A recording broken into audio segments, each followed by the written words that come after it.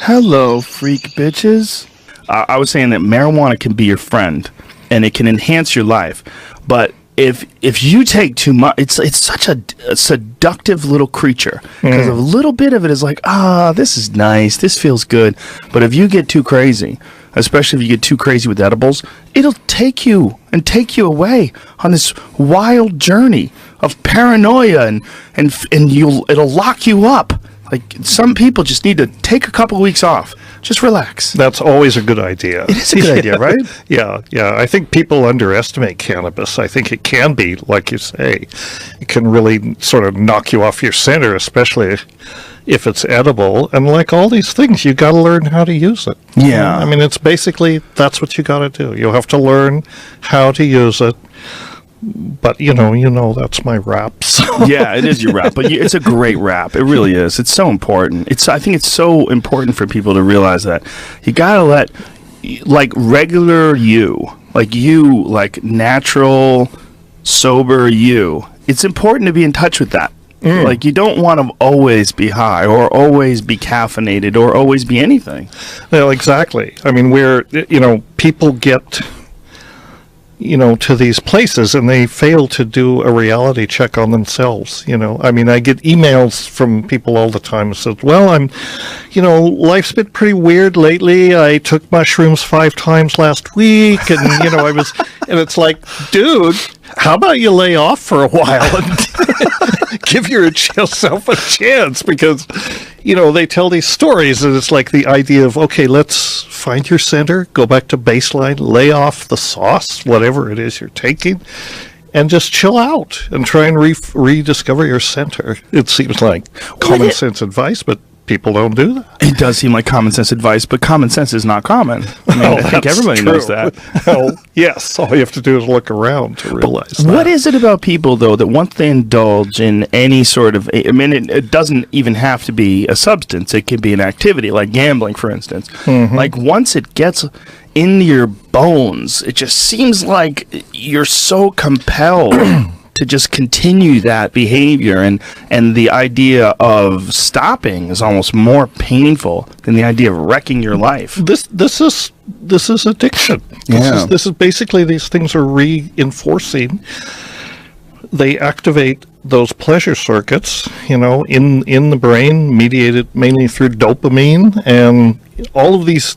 I mean, the so-called drugs of abuse, which I think is a terrible word, But, the reinforcing drugs, the pleasure drugs, work directly or indirectly through the dopamine circuits, and the dopamine is like your button for pleasure, in the same way that serotonin is kind of on the opposite side. It's your button for more like euphoria, feeling good, but it doesn't have the punch, I guess, which is why people can get addicted to gambling, they can get addicted to sex, they can get addicted to television, all of these things. It doesn't have to be substances, because they all hit those same circuits, except the psychedelics, which don't work on that reward circuitry. They work on a different set of circuits. But yet, even with those, your behavior patterns can become addictive, and then you can start just doing psychedelics too much, and it's not even the psychedelics that are doing it. It's just this compulsive need to constantly change your state of mind. Yeah, that's quite true. And if people, the way to use psychedelics is there are many ways to use it, but basically use it thoughtfully. I mean, you can, all the question about recreational use versus spiritual use versus therapeutic use, I mean, these are all ways to approach it. And I am not a person who says you must do it this way, you must do it that way. What I do say is do it from an informed place, and approach it thoughtfully, because, I mean, in other words, don't, plan for it. Respect the medicine in a certain way, use it in a circumstance where you can learn from the medicine rather than have the medicine be sort of a overlay over whatever else you're doing. I mean, this is something that demands attention, and I think that's the best way to use psychedelics. And for whatever spin you put on it, is it spiritual, is it therapeutic, is it recreational, is it shamanic? These are all labels. The important thing is that you have you approach the medicine itself. The medicine is the teacher, right? Not the sitter, not the shaman, not the psychotherapist. If they're doing their job correctly, in my opinion, their job is to let you have your encounter with the medicine. And the medicine is what you learn from. They're there to facilitate that.